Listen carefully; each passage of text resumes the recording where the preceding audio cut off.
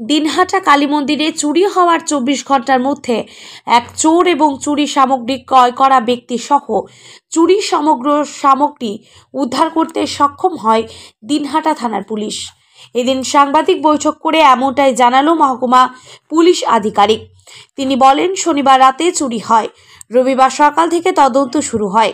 ঘটনায় মিঠুন হক, যার বাড়ি দিনহাটা পৌর এলাকায় 16 নম্বর ওয়ার্ডে, তিনি প্রধান চোর এবং কোচবিহার ঘুঘুমারি এলাকার বাসিন্দা সুজন কর্মকারের কাছে চুরি করা সামগ্রী বিক্রি করা হয়েছে। এদের দুজনকেই গ্রেপ্তার করা হয়েছে। তাদের থেকে চুরি হয়ে যাওয়া সকল সামগ্রী অর্থাৎ মায়ের সমস্ত গয়না উদ্ধার করতে সক্ষম হয়েছে। তাদের বিরুদ্ধে সংশ্লিষ্ট ধারায় মামলা রুজু করা হয়েছে। গত দুদিন আগে সিটিআরআই মোড় থেকে একটি মন্দিরে চুরি হয়েছিল। মন্দিরে সিসিটিভি ছিল, সেখান থেকে আমরা যে চুরি করেছিল তাকে আইডেন্টিফাই করতে পারি। চুরি করেছিল মজিদুল হক এলায়েস মিঠু। এর বাড়ি হচ্ছে 16 নম্বর ওয়ার্ডে।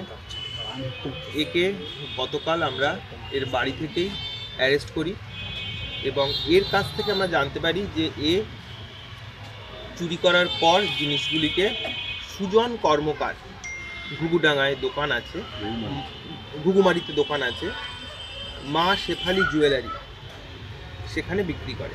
তা ওর কাছ থেকে খবর পাওয়ার পর আমরা এই সুজন কর্মকারকেও অ্যারেস্ট করি এবং যা যা জিনিসপত্র চুরি গেছিল সবগুলোই রিকভার করা সম্ভব হয়েছিল। এখানে চুরি যাওয়া জিনিসের মধ্যে এই মুকুট ছিল তিনটে বাজুবন্ধ ছিল, 2টো নুপুর ছিল, মাথার টিকলি ছিল এবং ছিল কি বলে নাকছাবি ছিল এবং ফেস লিফট ছিল। এই যেটা দেখতে পাচ্ছেন সবকটাই আমরা উদ্ধার করতে পেরেছি ছিল এবং যার কাছে এই চুরি করা মালগুলি বিক্রি করেছিল। কোন কোন ভাবে মামলা হয়েছে? বাগলারি সেকশনে মামলা হয়েছে। স্যার, এ কি আগেও এরকম কাজ করতো?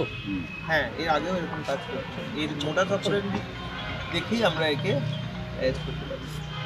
মোটা সফর কি ছিল? মোটা সফরের দিয়ে পুরো যখনই চুরি করতো শুধু মুখ না ঢেকে পুরো দেহটা ঢাকতো এবং সেখান থেকেই আমরা একে আইডেন্টিফাই করি।